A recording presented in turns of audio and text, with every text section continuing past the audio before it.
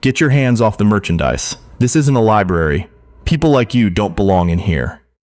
Those words, said loud enough for every customer on that floor to hear, said by a man in a crisp navy suit who had clearly never been told no in his life. The woman standing at the center of it all didn't flinch. She didn't raise her voice. She just looked at him, really looked at him, and said very quietly, "I'd like to speak with the manager." "I am the manager," he said, "and I'm asking you to leave." Her name was Olivia Bowen, 53 years old. Silver locks pulled back with a tortoiseshell clip. Wearing a camel coat that had seen better days, carrying a canvas tote with a ripped handle, and standing in the middle of the ground floor of Hartwell & Sons Fine Jewelry, one of the most prestigious jewelry stores in downtown Toronto. She had walked in that afternoon because she wanted to buy a gift, a birthday gift, for her daughter. She had not expected this. If you've ever walked into a room and felt the exact moment the air changed, felt people decide something about you before you'd said a single word, then you already understand what happened to Olivia Bowen that Tuesday in November. And if you've never felt that, then stay with this story, because what comes next will show you exactly what it costs. Hartwell & Sons had been on King Street West for 41 years. Theodore Hartwell Sr. had opened it in 1983, selling modest engagement rings and pearl earrings out of a narrow storefront, wedged between a dry cleaner and a Portuguese bakery. By the time his son, Theodore Hartwell Jr., took over in 2009, the bakery was gone, the dry cleaner was a wine bar, and Hartwell & Sons had expanded into 3 adjoining units, complete with marble floors, low lighting, and staff who were trained, rigorously trained, to assess a customer's spending power within 30 seconds of their arrival. This was not official policy, of course. No HR manual would ever say it that way. But it was understood. It was practiced. And on that Tuesday afternoon, the manager on duty, a man named Vincent Cross, had looked at Olivia Bowen and made his assessment in about 12 seconds flat. Camel coat, canvas tote, natural hair. No visible jewelry, not a buyer. What Vincent Cross did not know, what he had no interest in finding out, was that Olivia Bowen had walked into that store with a certified check for $48,000 in her coat pocket. She had taken the check out of her briefcase that morning, folded it once, and tucked it into the inside pocket of her coat. She'd done it deliberately. She liked the feeling of carrying something that solid. Her financial advisor, a meticulous woman named Sandra Osi-Prempe, had suggested a wire transfer, but Olivia had shaken her head. "I want to hand it over in person," she'd said. "I want to see their faces." Sandra had raised an eyebrow. "That's very theatrical of you." "I've earned theatrical," Olivia had said. And she had. God, she had. Olivia Bowen had grown up in Scarborough, the second of 4 children born to a Jamaican-Canadian couple who worked double shifts at a hospital laundry and a grocery warehouse, respectively, and who had somehow, through a combination of ferocious discipline and quiet sacrifice, managed to send all 4 of their children to university. Olivia had gone to Ryerson, U of T now. She still hadn't quite adjusted to the name. On a partial scholarship, studied materials science, and graduated into a recession that didn't care about her grades. She'd spent her 20s doing contract work, testing industrial coatings, writing technical reports nobody read, sharing a 2-bedroom apartment in Etobicoke with 3 other women because the rent was possible that way and impossible any other way. The idea had come to her on a Thursday night in February, sitting at the kitchen table with a cup of tea gone cold, staring at a product specification sheet for a corrosion-resistant sealant used in pipeline infrastructure. She thought, there has to be a better way to do this. She spent the next 18 months figuring out what that better way was. By the time she was 34, she had filed her first patent. By 38, she had 4. By 42, she had a company, Bowen Applied Materials Inc., operating out of a converted warehouse in Mississauga, with 11 employees and 3 municipal contracts. By the time she walked into Hartwell & Sons at 53, Bowen Applied Materials had 47 employees, contracts with the City of Toronto, the Region of Peel, and 2 provincial infrastructure bodies. An evaluation that her accountant had most recently placed, conservatively, at just over $12 million. She had built all of it herself, Not with inherited money, not with a husband's income, not with a lucky break that arrived pre-wrapped and ready. With knowledge, with 18-hour days. With the particular kind of stubbornness that grows in people who have been told, repeatedly and in various ways, that they are reaching above their station. She had walked into Hartwell & Sons because her daughter, Zara, was turning 30 in 2 weeks. And Zara had mentioned, just once, in passing, the way people mention things they don't actually expect, that she had always loved the sapphire pieces in the window of a jewelry store on King Street. She hadn't said which one, but Olivia had walked past Hartwell & Sons the week before and seen a sapphire bracelet in the display case, oval cuts in a white gold setting, and she had thought, that's it, that's the one. She had not called ahead. She had not dressed up. It was a Tuesday afternoon, and she had come straight from a site visit in Brampton, still wearing her work coat, still carrying the canvas tote she'd had since 2019, because it held a laptop and a hard hat and a water bottle without complaint. And she had simply walked in. The first salesperson she approached had looked past her. Not rudely, exactly, just past her. The way you look past a lamp. The second had asked, with a smile calibrated to be simultaneously welcoming and discouraging, whether she was looking for something in a particular price range. I'll know it when I see it, Olivia had said pleasantly. She had made her way to the sapphire case on her own. She had stood there for perhaps 4 minutes, studying the pieces, comparing the settings, noting the cut quality. She had a good eye. She'd developed it deliberately. She knew that beautiful things existed in the world, and she had decided, a long time ago, that she was allowed to have them. She was leaning in to look at the bracelet when she heard his voice. Excuse me. She straightened. Vincent Cross was standing 2 feet away, arms folded, expression arranged into something that was trying to look professional, and landing squarely on contemptuous. Can I help you with something? He said. The tone made it clear that helping her was not what he intended. I'm looking at the sapphire pieces, she said. Those start at $6,000, he said. She looked at him steadily. I can see the price tags. Right, he didn't move. Is there something in particular you were after? Or were you just... He glanced at her coat, her bag, the ripped handle. Browsing? I was looking at the bracelet, she said. I'd like to know more about it. The provenance of the stones, the setting specifications. Those aren't details we typically share on the floor, he said. That's for serious purchasers. After an appointment. She paused. I don't need an appointment. I'm ready to purchase today. Something flickered across his face. Not belief. Something closer to annoyance. Ma'am, he said, and the word landed like a door being shut. I think you might be more comfortable at one of the shops on Queen Street. There are some very nice. I'm comfortable here, she said. That was when he reached out and touched her arm. Not hard, not violently. But he took hold of her elbow, her body without permission, and began steering her, firmly, toward the door. I'm going to have to ask you to leave, he said. We have other customers who... Take your hand off me, she said. She said it quietly. She said it without heat or panic, the way you'd state a measurement or a material property. As a fact, he did not take his hand off her. 2 other customers had stopped what they were doing.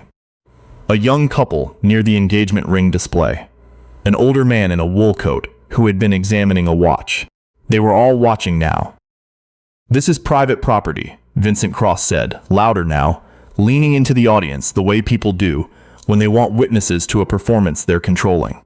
And I have the right to ask anyone to leave. So I'm asking you, please leave. She looked at his hand on her arm. She looked up at his face, and she said, with a composure that she would later describe to her sister as the hardest thing she'd done in recent memory, I will be leaving. And you will be hearing from my lawyer before the end of the week. She walked out. She stood on the sidewalk on King Street in the November cold, and she breathed. In, out. In, out. A woman who had been walking past stopped. She was perhaps 30, bundled in a red parka, and she had clearly seen at least part of what happened through the window. Are you okay? The woman asked. Olivia looked at her. No, she said honestly. Not really. I'm so sorry, the woman said. That was awful. Olivia nodded. She put her hand in her coat pocket. The check was still there. She called Sandra Osi Prempe from the sidewalk. Sandra picked up on the second ring. Change of plans, Olivia said. I need you to start pulling information on Hartwell and Sons. A brief pause. The jewelry store? They're family owned. 41 years. The son runs it now. Find out what their financials look like, whether they've had any complaints filed, and whether they've ever considered selling. Another pause, longer this time. Olivia, just find out. What Sandra found over the next 72 hours was this. Hartwell and Sons had been struggling since 2020. The pandemic had gutted their foot traffic, and unlike larger chains, they hadn't had the capital reserves to weather a 2-year disruption without consequence.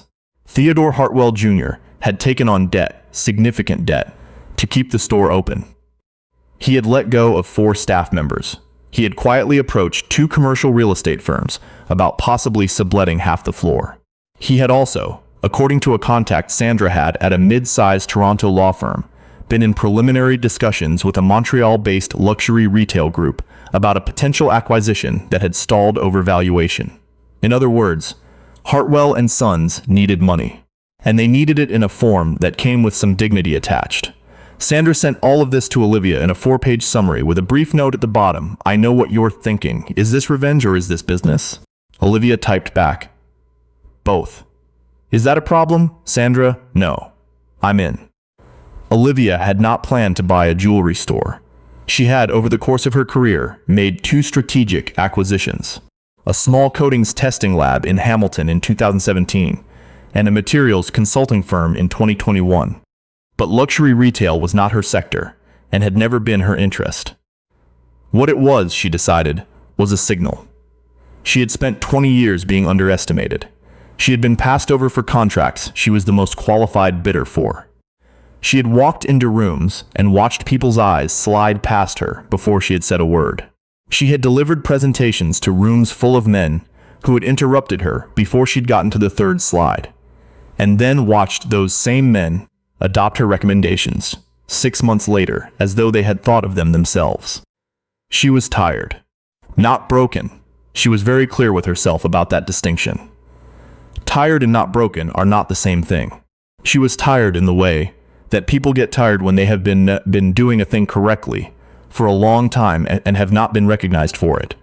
And she had decided, standing on King Street with a certified check in her pocket, that she was done waiting for recognition. She was going to do something about it instead. She called Theodore Hartwell Jr. directly. She had obtained his number through Sandra, who had a gift for this kind of thing. And she introduced herself by her full name and her company name, and she said she understood he might be open to a conversation about the future of the business. There was a pause on his end. A careful pause. I'm not sure where you heard that, he said, but I'd be willing to talk. They met at a coffee shop on Adelaide. Olivia arrived first. She ordered a tea, found a corner table, and sat with her hands folded and her coat on the back of the chair. Theodore Hartwell Jr. arrived 7 minutes late, apologized once, and sat down. He was 61, with the look of a man who had inherited something and spent the subsequent decade discovering how heavy inherited things could be. He was courteous. He was careful. He was, she suspected, in more financial distress than he would show in a first meeting. He did not recognize her. Why would he? He had not been in the store on Tuesday. She let the conversation run for 20 minutes. The history of the business, his father's vision, the challenges of the last few years. And she listened carefully and asked good questions. Because she was good at listening and good at questions. And because she wanted to understand exactly what she was looking at before she put a number on it. Then she said, I should tell you something before we go any further. He raised his eyebrows. I came into your store last Tuesday, she said. I wanted to buy a piece for my daughter's birthday. A sapphire bracelet. I had a certified check for $48,000. She watched his face. Your manager, a man named Vincent Cross, had me removed from the premises. The blood left Theodore Hartwell Jr.'s face so visibly that it was almost clinical to observe. He, Hartwell, stopped, swallowed. He what? He told me I wasn't the kind of customer you served. He put his hand on my arm and walked me to the door.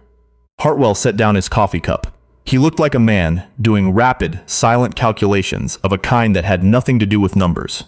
Mrs. Bowen, he said. I am so sorry. I had no idea.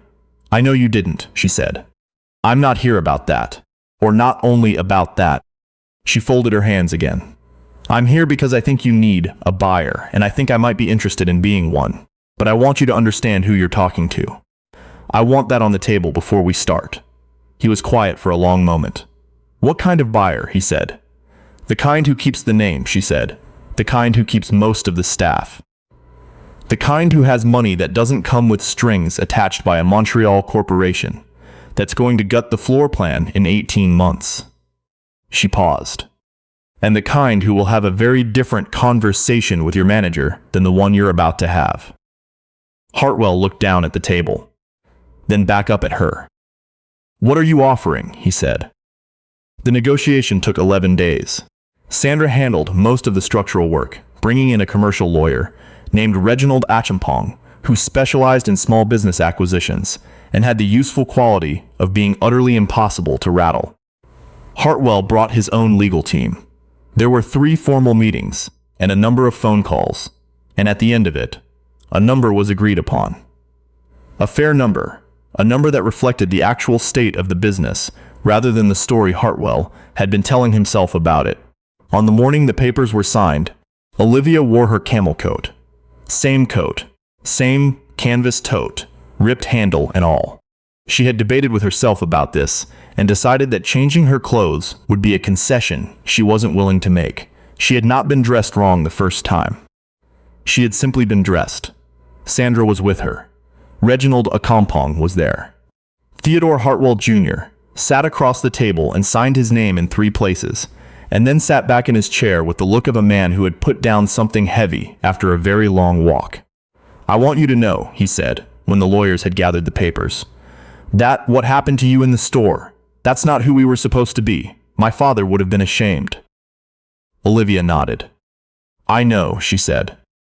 That's partly why I'm here. She drove to the store herself that afternoon. She had a set of keys now. She let herself in through the back, the staff entrance, and stood for a moment in the corridor between the stockroom and the floor. She could hear the ambient sounds of the store, the soft background music, the murmur of a salesperson with a customer, the faint chime of the front door. She had not announced herself in advance. She had told Theodore that she wanted to walk the floor first, before any formal introduction to staff. He had agreed. She pushed through the door to the floor and walked out into the low light and the marble and the glass cases. And she stood there for a moment in her camel coat and her canvas tote, and several things happened in quick succession. A salesperson looked up and started toward her with the automatic expression of someone about to offer perfunctory help to a person they had decided wasn't buying. From the back of the floor, near the sapphire case, Vincent Cross looked up and froze. And Olivia Bowen walked toward him slowly, past the engagement rings, past the pearl cases, past the spot where he had taken her by the elbow 11 days ago. And she stopped when she was standing about 3 feet away from him, and she looked at him with an expression that wasn't anger. It wasn't triumph either, exactly. It was something quieter than that. Mr. Cross, she said, my name is Olivia Bowen. I'm the new owner of this store. The silence that followed was the kind that has weight to it. The salesperson who had been moving toward her had stopped. The couple near the watch display had gone still. Behind the register, a young woman in a black blazer was looking from Olivia to Vincent Cross, with wide eyes and a hand pressed flat against the counter. Vincent Cross had gone a color that no longer resembled any of the colors he had arrived in that morning. His mouth opened. Nothing came out. I'm going to need your access card, Olivia said, and your keys, and I'd appreciate it if you'd collect your personal things before the end of the afternoon. He stared at her, and then finally, something broke through the surface of his expression. Something that recognized her, and understood exactly what was happening, and had no way to refuse it. His shoulders dropped. His face changed. Miss Bowen? He started. I don't need a conversation, she said. I need your keys. He reached into his jacket pocket with a hand that wasn't quite steady and placed his keycard on the glass case between them. Then he went to the back without another word. Nobody on that floor said anything for a long moment. Then the young woman behind the register, Her name, Olivia would later learn, was Fatima Diallo, and she had been working at Hartwell & Sons for 14 months. Let out a long, slow breath. "Welcome," Fatima said. Her voice shook a little. "Welcome to the store." 3 things happened after that, and each of them matters. The first. Olivia went back to the sapphire case. The bracelet was still there. Oval cuts, white gold setting, exactly what she had seen in the window. She asked Fatima to tell her about it. The provenance of the stones, the setting specifications, the weight of the piece. Fatima knew all of it. She had an excellent memory and a genuine love of the work, and she answered every question carefully and without condescension. Olivia bought the bracelet. She paid for it with the certified check she had been carrying in her coat pocket for 11 days. When Fatima handed her the receipt, her hand was still shaking slightly, but she was smiling. "Your daughter is going to love it," she said. Olivia looked down at the box in her hands. "I hope so," she said. "It's been a while coming." The second. Zara Bowen turned 30 on a Saturday evening in December, surrounded by family and close friends at a restaurant in Little Portugal. When she opened the bracelet, she went very quiet, the way people go quiet when something is exactly right. "Mom," she said. "Try it on," Olivia said. She did. It fit perfectly. "Where did you get this?" Olivia smiled. "A store on King Street," she said. "I own it now." Zara stared at her. Then she started laughing. The kind of laughing that tips over into something else. And she reached across the table and took her mother's hand and held it for a long moment without saying anything. The third. In January, Olivia sat down with the full staff of Hartwell & Sons for what she called a listening session. She wanted to know what worked, what didn't, what the staff had been told to do that they hadn't felt comfortable doing. She listened for 2 hours. She took notes. She thanked each person by name. At the end, she said, "This store has a good foundation. It has history. It has people who know what they're doing." She looked around the room. What it didn't have was the right idea about who its customers are. "We're going to fix that." She paused. "Every person who walks through that door," she said, "gets treated like they belong there. Full stop. I don't care what they're wearing.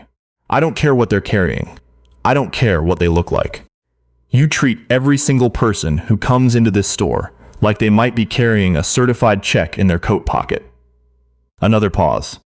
"Because some of them will be." Fatima Diallo, sitting in the second row, wrote that down. Olivia Bowen did not go back to King Street looking for revenge. She would say that if you asked her, and she would mean it. What she went back for was something she had already earned. The simple right to be treated like a person with money who had walked into a store that sold things. That's not a complicated ask. And yet, the camel coat is still hanging in her office. She hasn't replaced it. She says she's too busy. Her assistant, a sharp young man named Pierce Ogawa, has gently suggested that perhaps a new coat would be appropriate now, given the circumstances. She told him no. "That coat came with me," she said, "when no one thought I was worth anything. It's not going anywhere." Because sometimes the woman in the worn coat is the one who signs the check. And sometimes the store you're asked to leave is the store you end up owning. And sometimes the most powerful thing in a room isn't the suit or the title or the space someone is trying to take up. Sometimes it's just the quiet certainty of a woman who always knew exactly what she was worth and decided, one November Tuesday, that it was finally time for everyone else to find out.